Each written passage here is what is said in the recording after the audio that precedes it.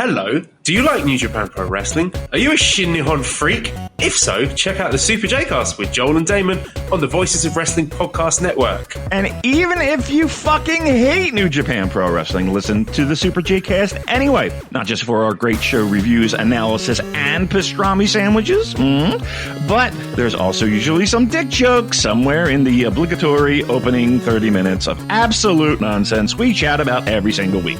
That's the Super J-Cast for all the best talk about New Japan Pro Wrestling, crisps, and pornography. What's the easiest choice you can make? Window instead of middle seat? Picking a vendor who sends a great gift basket? Outsourcing business tasks you hate? What about selling with Shopify?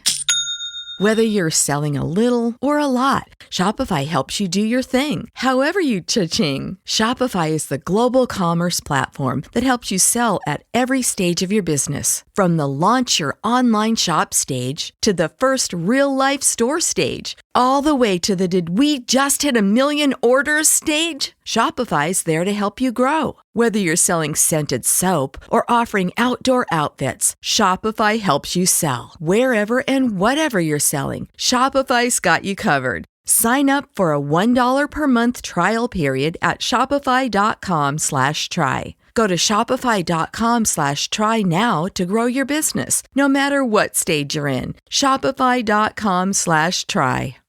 This podcast is a member of the Voices of Wrestling Podcasting Network. Visit voicesofwrestling.com to hear the rest of our great podcasts, as well as show reviews, columns, opinions, and updates across the world of wrestling. Welcome to Jumping Bomb Audio.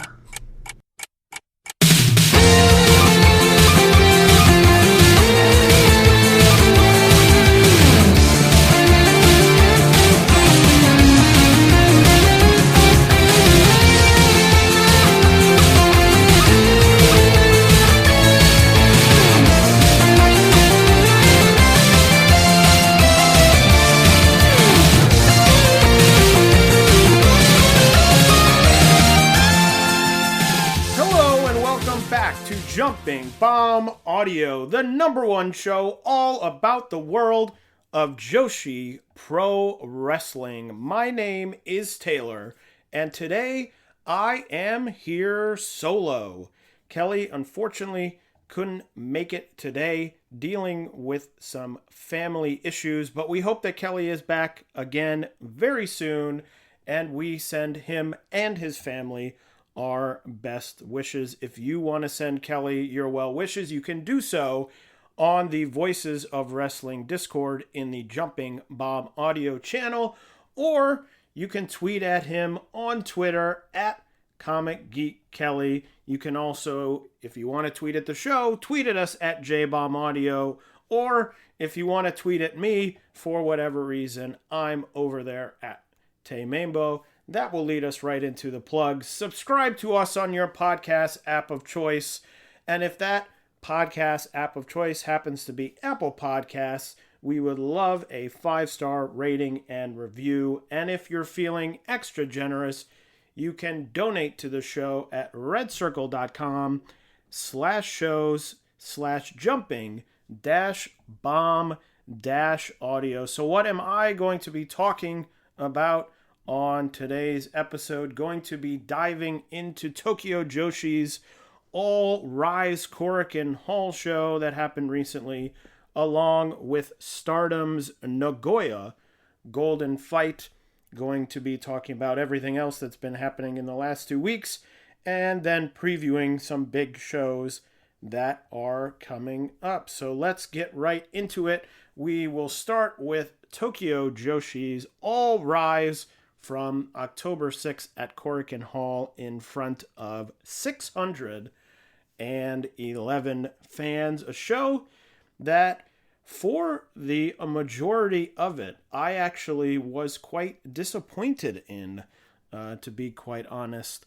I will explain why, but a show that I thought largely was saved by the semi-main and main event, both of which I thought were really excellent and really saved the show and made it worth watching. So let's dive into it with the very first match, it was a tag team match. It was all youngsters in this match. Haru Kazushiro and Wakana Uehara defeating Toga and Uda Takami in 9 minutes and 43 seconds. These are 4 wrestlers I'm excited to see moving forward. Thought this was a solid opening match from all of them. Nothing too crazy. I do have a question about the banana pillow as a finisher. One of those finishers that I sort of understand why it's being used, but I don't know that it looks like a great finisher. I know there are some finishers that look really great that probably wouldn't do much to you in real life. This one looks like one that just doesn't look very painful. It doesn't really look like a great submission finisher. I think there's probably some tweaks that you could do to it because I like sort of the general idea of it. But as a finisher, it looks sort of like there was that finish. I don't know if he still uses it because I haven't watched a lot of Yoshihashi matches in the recent past. But there was that Yoshihashi finisher that he had, that submission finisher that I thought always looked really, it looked like you could get in it and take a nice nap. I don't think that this is to that level, but just sort of doesn't look like a put away finisher to me, but maybe something to work on moving forward. I should say that before the show started, they did announce Princess auditions for October 31st, as well as bringing out 2 new trainees, which is exciting. It feels like at every show they bring out more people, seemingly people debuting all the time. So exciting to see more of that. The next match was a 6-person tag team match. The experienced team of Pam Harajuku, Raku, and Yuki Aeno defeating Chika Nanase, Kakeru Sakaguchi, and Kira Summer in 10 minutes and 2 seconds. A fun bit here from Team Comedy, wearing a Mihiro Kiryu mask to sort of get to Kakeru Sakaguchi, and then saying that they had nothing to apologize for, which I thought was a great heel tactic. I don't know if this was true of anyone else. In the middle of this match, my audio went totally nuts, and so I ended up having to go back and rewatch most of the match because the audio got screwed up and I couldn't figure out how to fix it. Probably didn't help at the end of the day my enjoyment in this match, which I thought was fine, but I think probably having to watch it twice was not the way to do it. I also think Yuki and Kakeru Sakaguchi are probably above this level of match, but I realize you've only got so many places to put them. Was sort of hopeful for Kakeru Sakaguchi to be sort of higher up, sort of upper mid-card, as opposed to this lower mid-card, low-card position that this is in, but it's only one match. Maybe would have preferred Kakeru Sakaguchi in as the X in a match that we will talk about shortly. Other than that, another match that I sort of leave thinking the same way as I have about Kira and Chika, which is that they have really, in my mind, not in any way broken through in the way that the 4 in the opener have, or some of the people up the card have who are younger. So going to have to keep their eye on that, especially if you're going to have more debuts in the future. You've got people ahead of you, and pretty soon you're going to have people behind you. And, it's a battle to stick out. And so far that has been, for them, I feel, a losing battle, but we'll see what happens moving forward.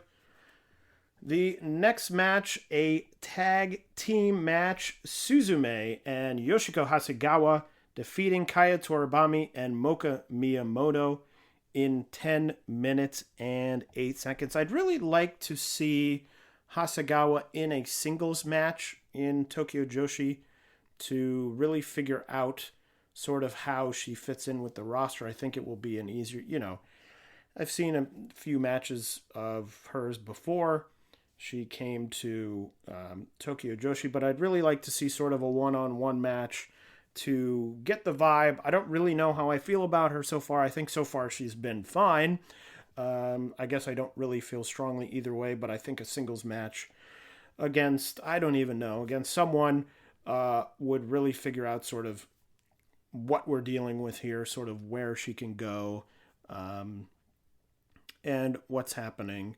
You know, it's an interesting mid-card. We've talked about, I think, you know, bringing in Hasegawa, bringing in Sekiguchi, depending on how long or how many shows she appears on. I think this is very interesting right now. I think you've got sort of, you know, Suzume, I think, has sort of moved past that mid-card, certainly, having won the tag titles. I mean, is really talented, really stuck out to me in this match. Her coming in, you know, facing off against Mocha. I thought she made Mocha look really good. Just someone who elevates the people around her, which I think is a great skill to have, especially with this roster, where you've got some people who, in ring-wise, are, you know, not at that tippy top level. You know, I think it's interesting. At this point, I have to assume that Kaya Toribami doesn't want to be pushed, or that they're just never going to push her. You know, she seems like she's doing well. It doesn't seem, you know, the whole thing about her being a stunt woman, maybe she can't make the dates, but she seems to be on a lot of these shows.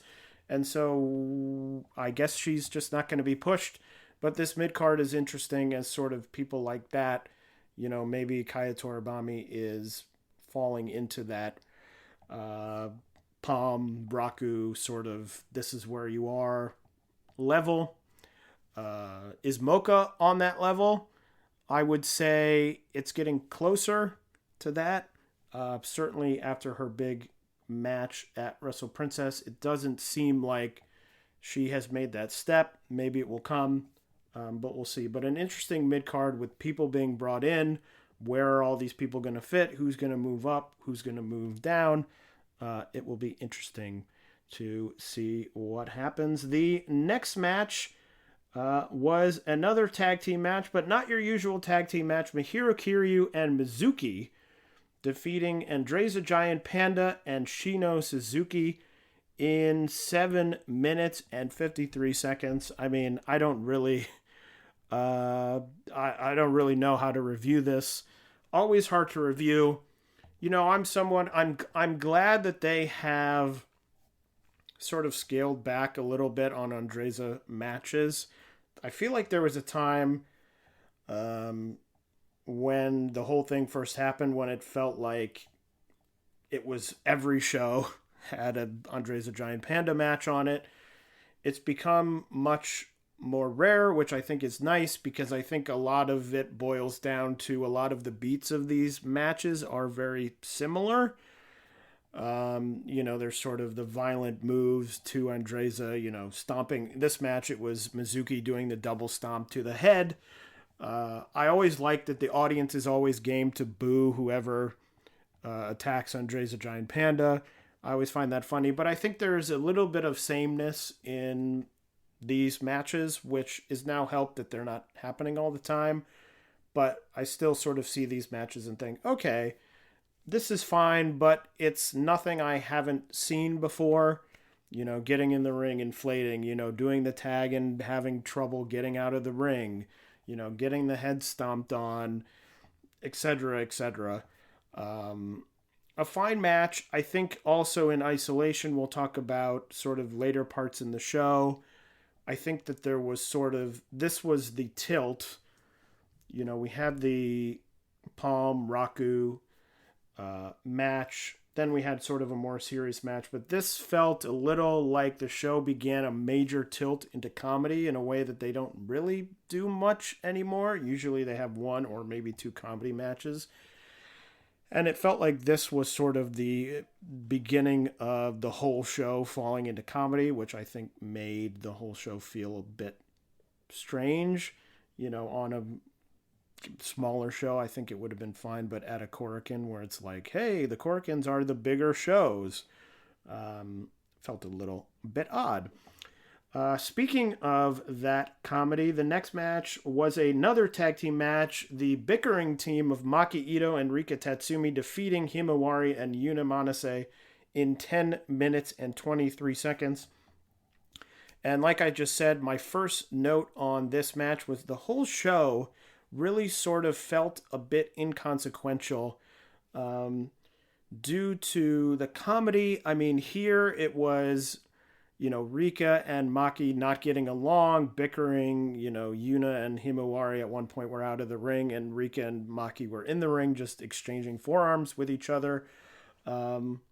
Which, again, I think on a show that's mostly more focused would have been fine, but it felt like, we just saw Palm and Raku, then we saw Andres the Giant Panda, and now we're getting a match that's, two tag team partners sort of comedically bickering. I think there's, in general, something, I think there's a bit of humor to the way that Rika heals it up. Usually, I understand that sounds weird about someone who usually just goes and tries to choke the life out of her opponent.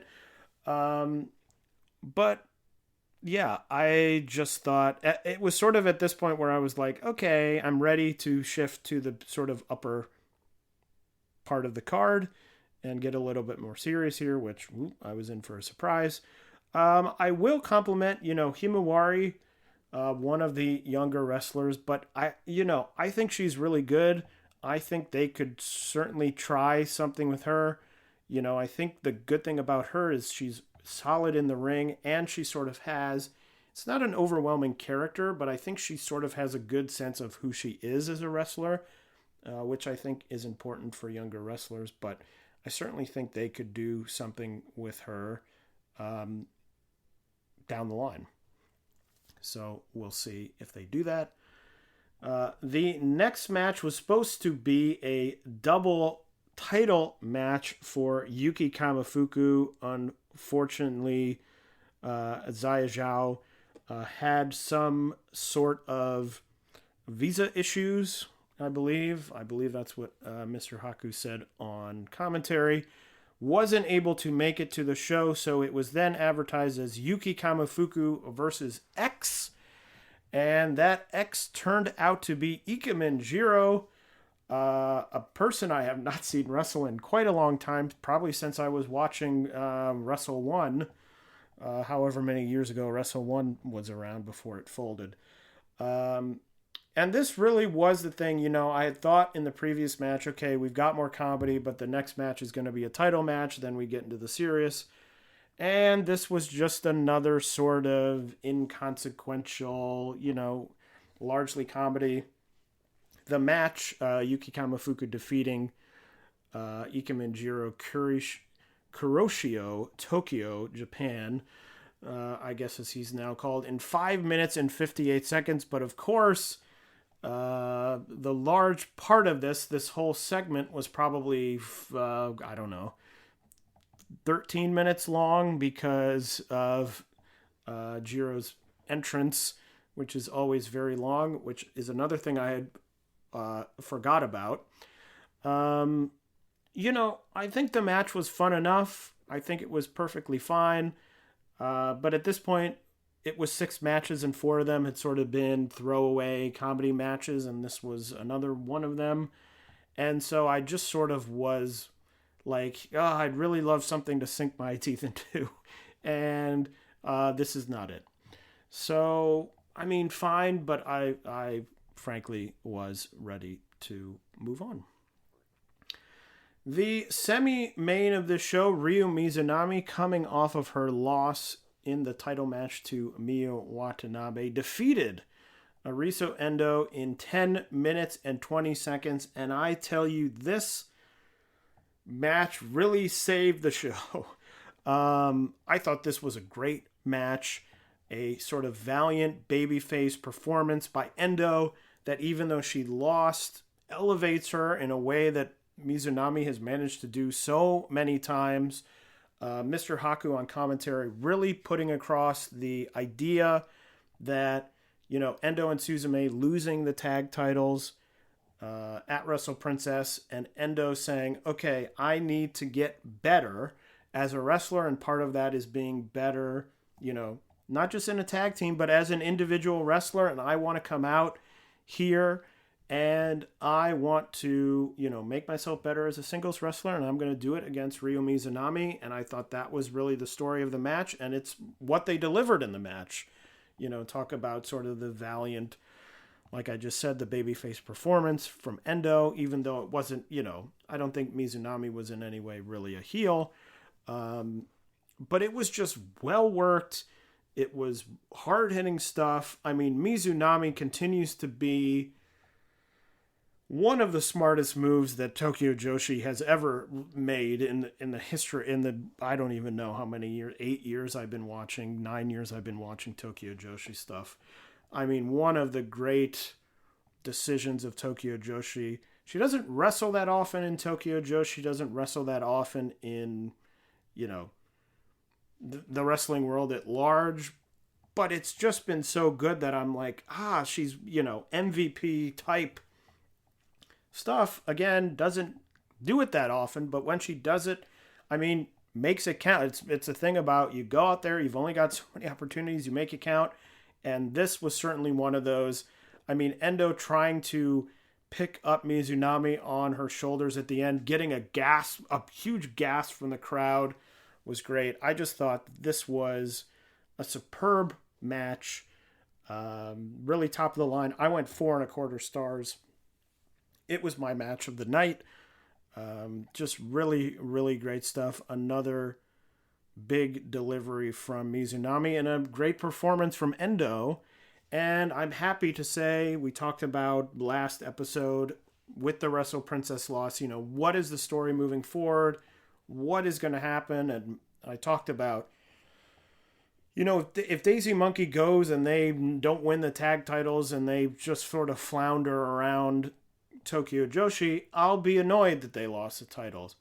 But part of it, the story they were telling in the loss, as the loss ended, it was like, look, this is the top tier of Tokyo Joshi.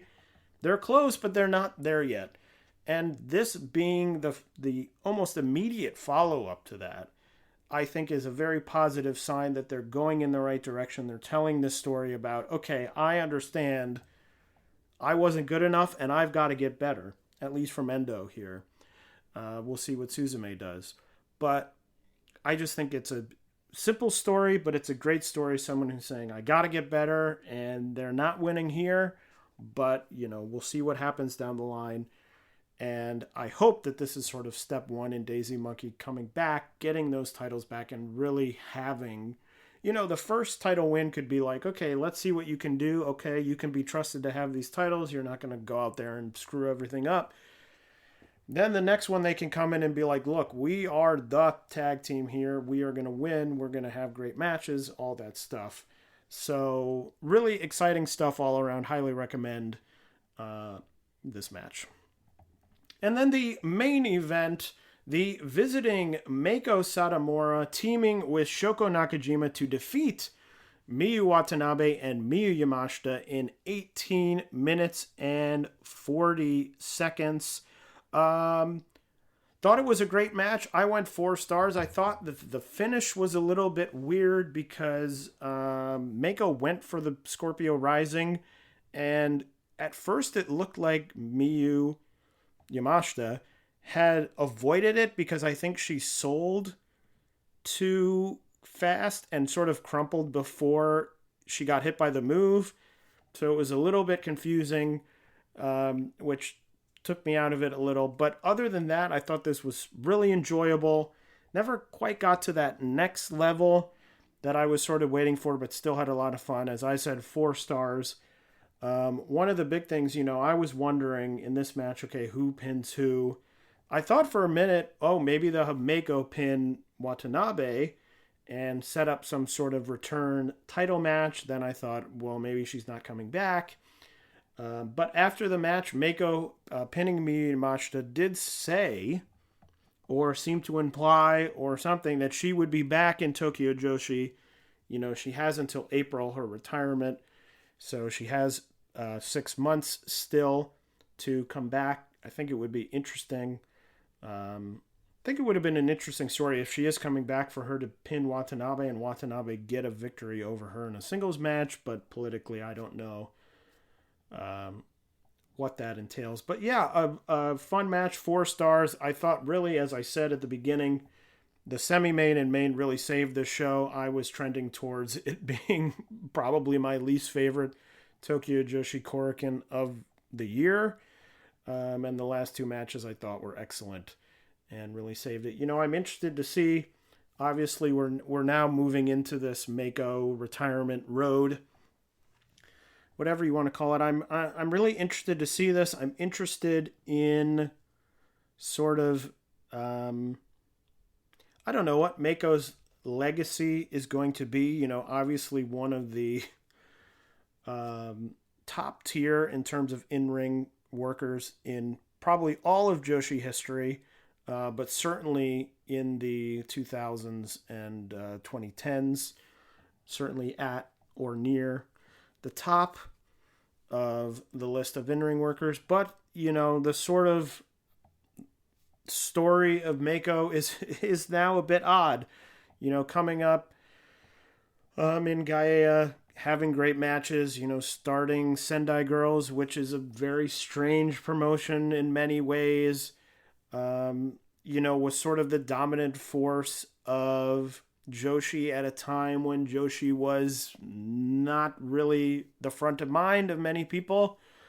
And, not having anything to do with her, but she sort of leaves. She goes to WWE, largely disappears from the face of the earth. And Joshi has this sort of renaissance of, obviously Stardom being bought and, not saying that Mako left and the scene figured itself out, but sort of this interesting dichotomy of someone who is so good.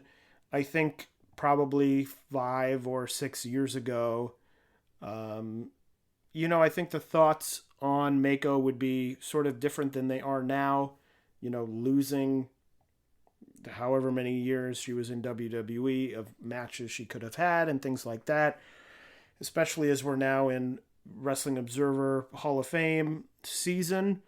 Mako's someone who really has not gotten a lot of support, and I think the last couple of years have damaged a lot of that. I think had she stuck around and maybe had some more good matches and was more top of mind, maybe she would get more support. But, interesting to see her retirement road, and then interesting to see sort of where she ends up historically in the story of Joshi Wrestling. So that was Tokyo Joshi's All Rise 24 from Korakuen Hall. Also happening that same weekend, the day before, was Stardom. Nagoya Golden Fight from October 5th at Aichi Prefectural Gymnasium in front of 1,526 fans. For me, the show largely forgettable. I think in many ways. Nothing, well, I almost said nothing really terrible, but we'll get to that in a second. But I think largely a show. I think I'll probably save my larger Stardom thought for after the main event. So let's get right into it. The pre-show was the high-speed title contender battle royal, and that match was won by Yuna Mizumori defeating Rana Yagami at the end. It was an elimination style match there, so winning. So good to see. The match itself I think was perfectly fine for a pre-show match. Excited to see some new people get into the mix for the high-speed title. I think that's something the high-speed title always needs. I think there's often a sort of leaning back on people who have done it before in that division, certainly more than other divisions. So I think it's nice to see some new people cycle in to just give us some new matches. Other than that, it was a pre-show match. I think it was fine. Also, it was elimination, and it only lasted 8 minutes, and with 5 people in it, it's hard to really get too much out of it other than it being a fine match. Most tax pros leave a message. It's Jane. I'm moving on to a TurboTax expert who beat your price. Adam Devine, tell him how I feel. Hey, tax pro, she's been thinking twice. Best believe TurboTax will beat your price. This is a tax break. Switch to a TurboTax Live expert and we'll beat what you paid your pro last tax season. Make the switch at TurboTax.com/beatyourprice. TurboTax full service only. Sign up by 12/20/2024 and file by 4/1/2025. Full details at TurboTax.com/beatyourprice. What's the easiest choice you can make? Window instead of middle seat? Picking a vendor who sends a great gift basket? Outsourcing business tasks you hate? What about selling with Shopify?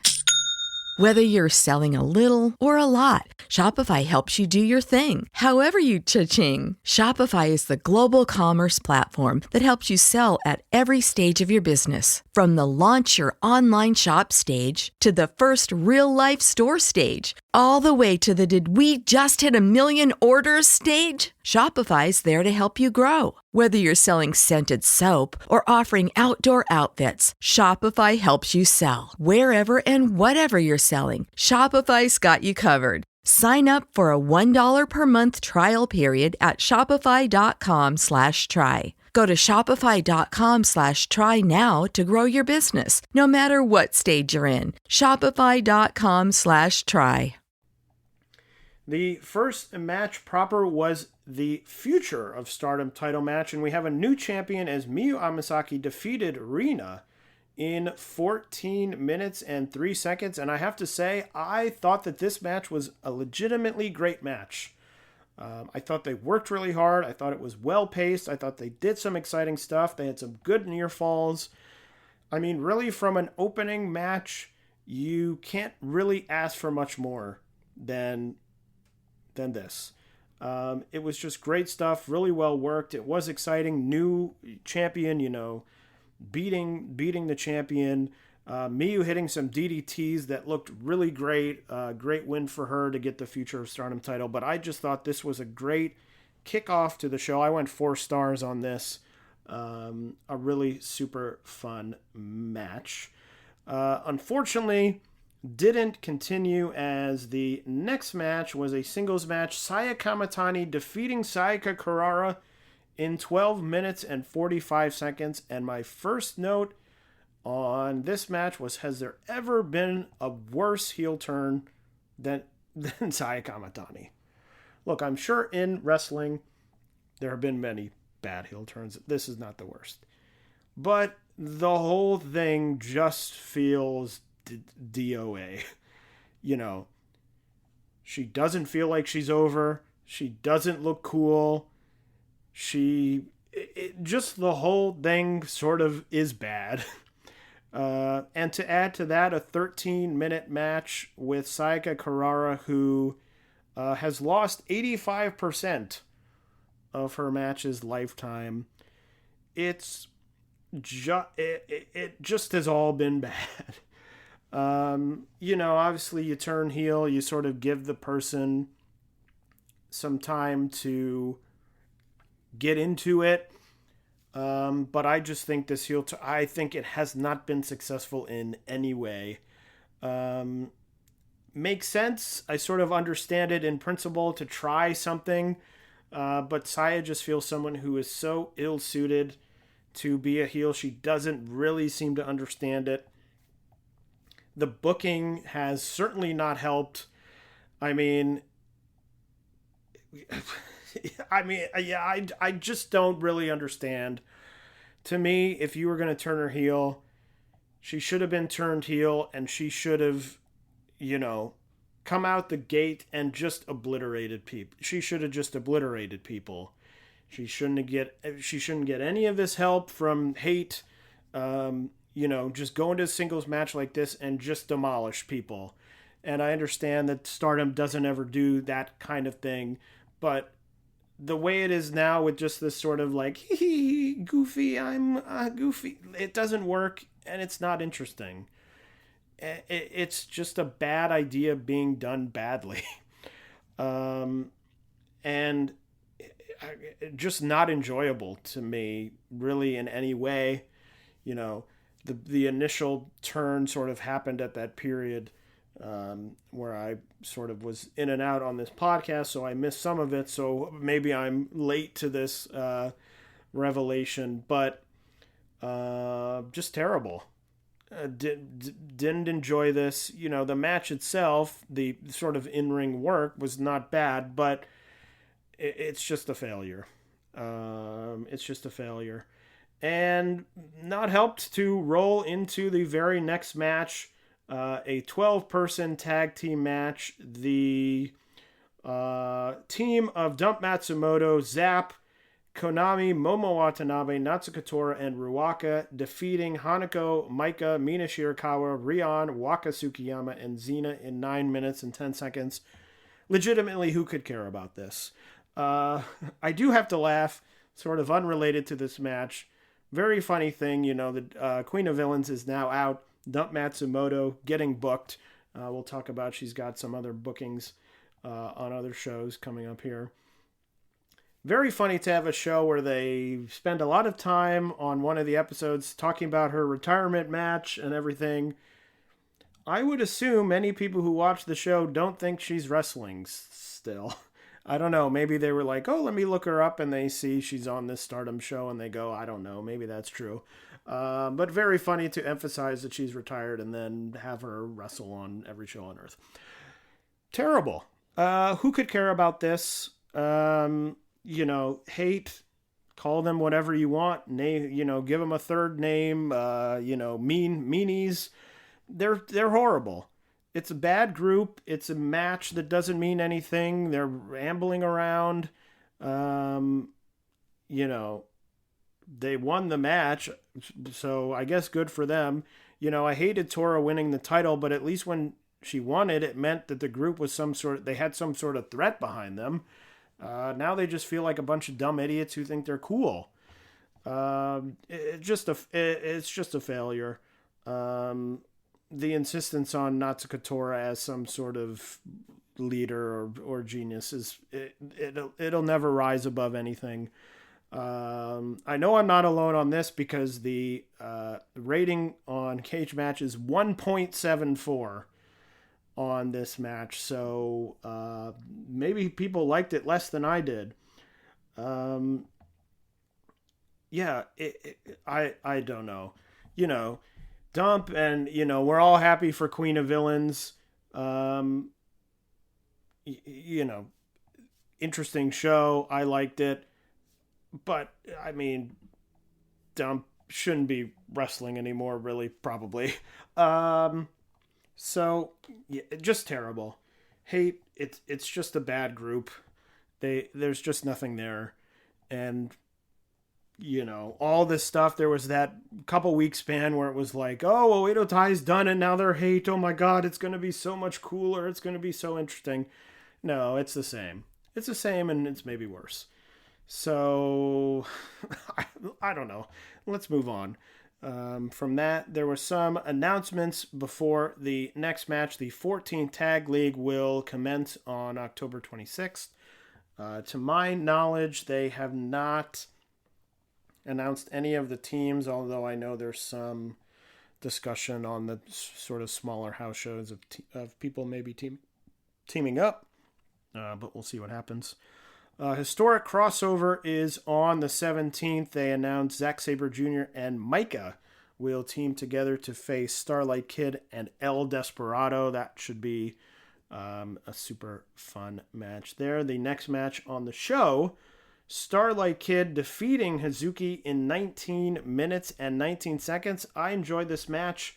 Thought it was really solid. Liked Hazuki leaning a little bit heel with ripping the mask, and of course, at the end of the match, attacking Starlight Kid, ripping off the mask. One strange thought I did have, you know, Starlight Kid gets the mask ripped off, covers her face, but she does have blonde hair, and I thought for a second, what if it was just Azumi wrestling twice on every show with the mask? I know it isn't. They've wrestled each other, but looked very similar from behind with the blonde hair. Match itself, I sort of had high expectations that were not exactly met, but still thought it was a solid 3.5 star match. Nothing to go out of your way of, especially being only 20 minutes, but liked the direction of it more than I liked the in-ring portion. The next match, a 4-way tag team match. The God's Eye duo of Lady C and Shuri defeating the Cosmic Angels team of Aya Sakura and Saria No, the Neo Genesis team of Azumi and Mei Sierra, and the Stars team of Hanan and Sai Ida in 9 minutes and 55 seconds. Sort of like the pre-show match, not too much to talk about. A solid match. They moved quickly, sort of got everyone on the card. This is sort of the, get it, make sure everyone appears on the card match. But it's not a gauntlet match, so I'll take it. But I thought it was solid. Everyone worked hard. Fine. Won't remember it probably after I speak these words. But, nothing terrible. Then we got to the title portion of the evening. The first title, Natsupoi successfully defending her Wonder of Stardom title against Tekla in 19 minutes and 57 seconds. Hate, once again, just in this match, so I didn't like it. I do not understand. Natsupoi is pinning Tekla. They throw the box in the ring. The box hits Natsupoi. The ref is right there counting, sees the box hit Natsupoi. That is a DQ. And seemingly he's like, well, I don't know. Keep going. Like, it's so stupid. What are we doing here? I'm just so annoyed. I was equally annoyed because I think there was some baseline interesting things going on here. Like, I think they probably could have had a pretty solid match, but I'm so tired of this. And the interference, and it's so stupid, and there's, and it's always the same, and I don't care. How could anyone possibly care about this? So, yeah, I mean, it is what it is. You don't have to watch this. It's a hate interference match. Yeah, who cares? The semi-main event was the IWGP Women's title match. Mayu Iwatani successfully defending her title against Toni Storm in 18 minutes and 37 seconds. Thought the match was fine. Wasn't too crazy about it, but I did think Mayu worked really hard. I thought that she, not that she doesn't usually work hard, but I felt like she really went out there trying to deliver a good match, trying to work hard for Toni in her selling and in her offense. I think that really helped the match because I think other than that, it was sort of an average outing.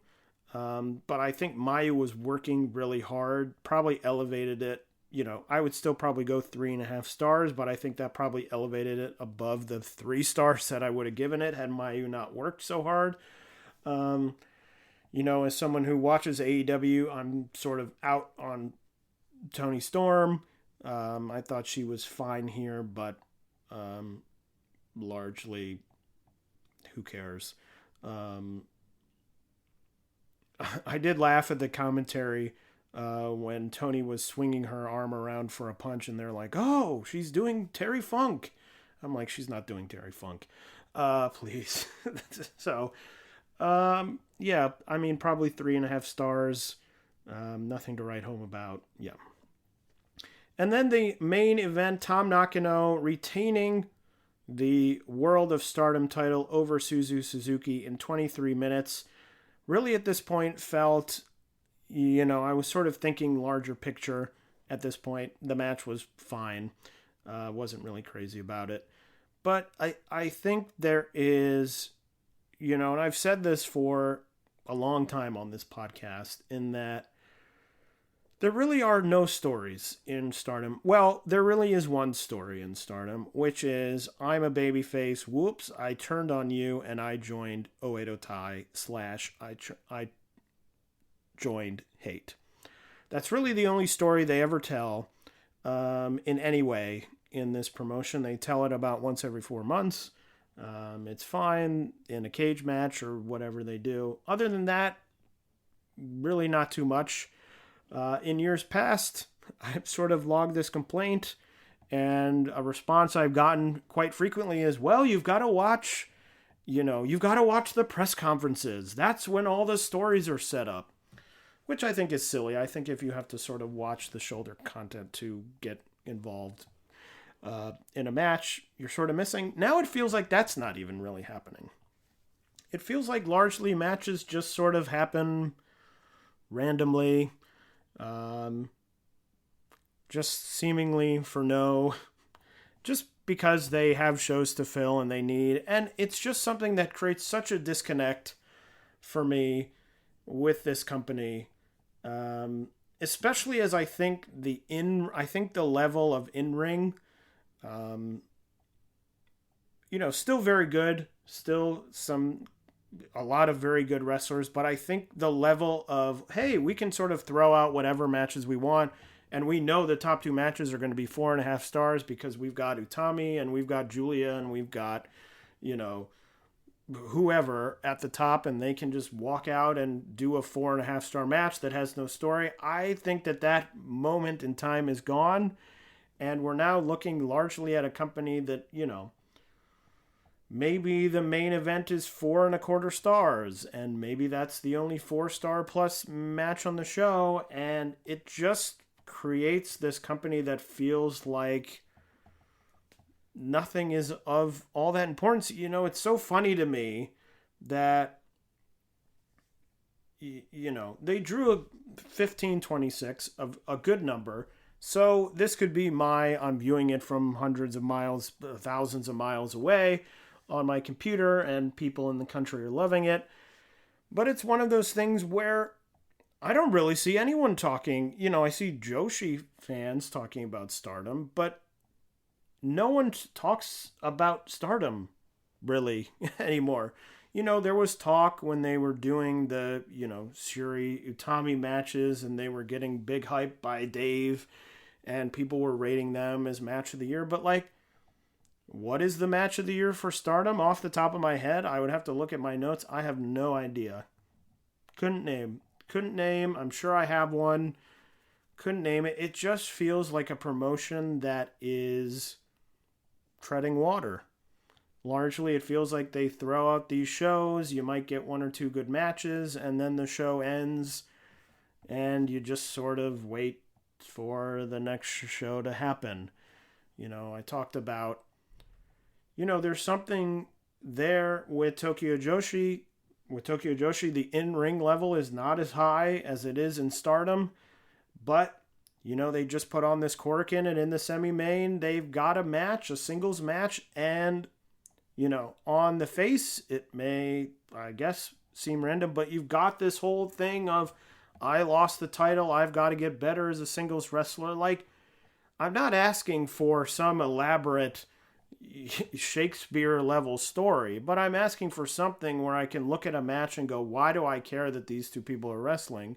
Especially 2 people who are wrestling where I'm like, well, I'm not really in any doubt as to what the outcome is going to be. I don't know. It feels to me very much like, the big thing was Marigold at the beginning of the year, and people were afraid that everyone was going to leave Stardom, and then it turned out it wasn't that many people, but it seems like it's been enough people between Utami and Julia, and obviously Julia went to WWE, so she would have left anyway, but it just feels like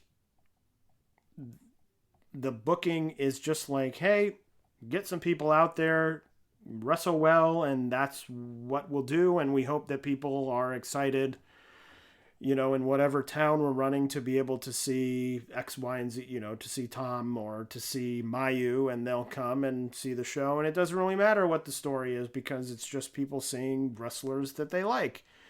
But I don't know, it just feels like a promotion that has no juice at this point, and I don't know, maybe many people disagree with me, and we'll have to see, but it's a promotion last year and the year before felt like they were sort of dialing in on some successful stuff. They had sort of exploded with the purchase, had sort of exploded and were sort of figuring out how to sustain or maybe grow. And now it just sort of feels like this is what it is. It's just, you're going to get quote unquote big shows that have a bunch of random matches on them. Hopefully you like some of them, and then, they'll end and you'll move on to the next show. I don't know that I'll think of a single match on this show. Even, Miyu Amasaki and Rina, I liked 4 stars. I don't know that I'll think about that again, in 3 days. I have no idea. So I don't know. Feels a bit strange. It's interesting to see between Stardom and Marigold.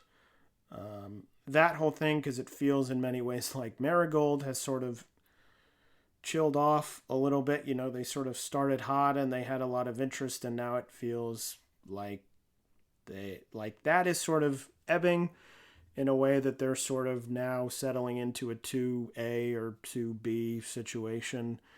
So it feels like maybe instead of one company really growing, we now have sort of 2 companies that are just sort of treading water. But we'll see what happens in the future. But just sort of a show that I thought was very average in recent months for a promotion that I think has done many average shows. I'm trying to think of the last show that I really got excited for in the way that I did for, the first night of the 5-Star Grand Prix last year, which was an excellent show. Yeah. So we'll see what happens moving forward. But that was Stardom Nagoya Golden Fight. What else has been happening? Speaking of Marigold, they had a Korakuen Hall show on October 7th. Natsumi Shozuki and Victoria Yuzuki went to a time limit draw in a Superfly title match. So Natsumi Shozuki retaining her title there. And Mai Sakurai and Mirai defeated Chikagoto and Koke to retain the Twin Star Tag Team titles. In Seedling, Ayame Sasamura and Itsuki Aoki defeated La Pedita and Ka Kedita to retain the tag titles there. Also, Tokyo Joshi on the 13th just happened. Toga defeated Himawari in the beginning of the Next Generation tournament that is going to be seeded through some upcoming shows. They did it last year, doing it again this year. In Wave, Maika Ozaki and Tai Hanma defeated Itsuki Aoki and Kakeru Sekiguchi to win the DualShock Wave tournament, tag tournament there. Also, Sukeban had a show, I believe, in London this week. The big news out of there was Seri defeating Commander Nakajima, as she's known in Sukeban. Risa Nakajima seemingly, I guess, breaking her retirement slightly early, if you count that. But we'll see what happens. I know there was some kerfuffle about Arisa tweeting that she was officially retired and then tweeted again saying, whoops, I didn't really mean that. Maybe don't consider Sukeban actual wrestling, which I think could be a debate. But yeah, that was the big result there. Before we move on to the upcoming shows, of course, an update of the Joshi Fantasy League standings as we get very close to the end of the year. Kelly, very close to cracking 400 points at 398 points. Rina Yamashita, his first wrestler to make it over the 100-point barrier at 101 points. He's at 398. Liam, with a good week, jumps to 522. A Seri victory, the title win for Seri in Sukeban, giving him 10 points, and Aoi winning the tag titles in JTO, giving her 10 points. So he is up to 522 now, but still in the lead. That would be me, up at 570 points. Didn't have a great week, but still maintaining my lead there. What is coming up in the next 2 weeks? Stardom has New Blood 16. They are cranking New Bloods out seemingly now, as I believe 14 was just 2 or 3 weeks ago and already on 16. And of course, as we mentioned, their tag league starts on the 26th and runs through December 8th.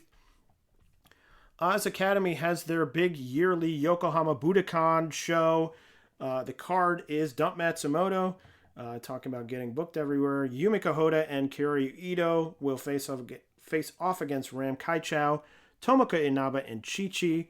Tsubasa Kuragaki will be in a three-way with Masked Hanahana and Inka. And Kakeru Sekiguchi and Maya Yukihei will team up to face Hazuki and Koguma, and Kohaku and Momoko Hanazono. The duo there that wins will be the number one contenders for the tag titles. Then there will be a last woman standing match. Jaguar Yokota, Sonoko Kato, Hiroyo Matsumoto, Ryo Mizunami, and Itsuki Aoki will face off against Akino Shuri, Rina Yamashita, Saori Anou, and Zones. That will be an elimination match. Once it gets down to 1-1, the last two will face off in a singles match. That could be two people from the same team or two people from the opposite team. Or if it ends up that one team eliminates the other team very quickly, then it will be a multi-person match. So it could be a three-way, four-way match. The winner of that, it's important because the winner of that will then go immediately into the main event to face off against Mayumi Ozaki in the main event of the big show. We'll see what that is like. Those Yokohama Budokan Oz main events usually deliver. I think I have at least 2 or 3 of them in my match of the years for previous years. The Saori Anou one I know was up there. Maybe the Hiroyo Matsumoto one, I would have to go back and look, but recommended. That is on October 27th. Tokyo Joshi will have some house shows with Next Generation tournament matches on them. Shino Suzuki will face off against Kira Summer on October 19th. And on the 27th, Haru Kazushiro will face Uda Takami in that tournament. Marigold has a big Korakuen Hall show coming up.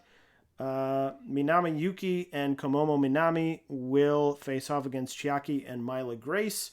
Naho Yamada will make her debut against Mitsa Matsui. Utami and Koke Amare will face off against Chika Goto and Rei Seto. Nanae Takahashi will have a passion injection match against Naoi Ishikawa. I believe we're now repeating passion injection matches, so double injection matches there. And then a bunch of title matches. Mai Sakurai and Mirai will defend their twin star titles against Victoria Yuzuki and Kazuna Tanaka. Natsumi Shozuki will defend her Superfly title against the debuting Hummingbird. Hummingbird, I believe, is a repackaged Actress Girls wrestler coming over, newly known now as Hummingbird. So we'll see how that is.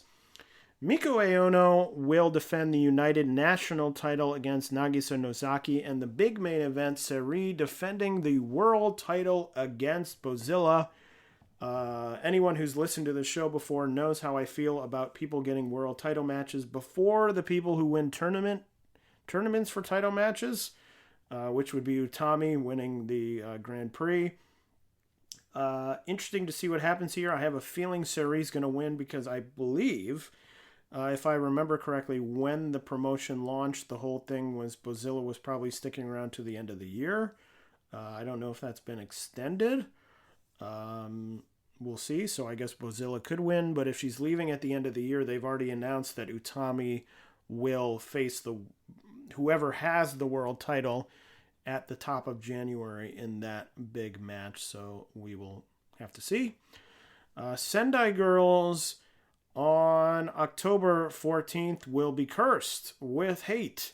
Natsuko Tora and Ruako will challenge for the Sendai Girls tag titles against Team 200 kg, Chihiro Hashimoto and Yu. If you want to see some good wrestling on that card, it will be probably in the semi-main event. Yurika Oka and Miyo Momono will face off against Dash Chizako and Meiko Satomura. So that should be a fun one. On the 18th, Dash Chizako will team with Shuri to face Mika Iwata and Miyuki Takase. That should be fun. And on the 20th, a Sendai Girls title match. Mika Iwata will defend against Manami. And then the other big title match coming up in the next 2 weeks. On the 19th, Ice Ribbon has a Korakuen Hall show. Yuri will defend against Yuki Mashiro, so that should be a fun match. But that is everything coming up in the next 2 weeks of Joshi, and we will be back in 2 weeks to talk to you about all of that. So by myself today, I am Taylor. Thank you for joining me for this journey through Joshi, and we will talk to you next time. Goodbye.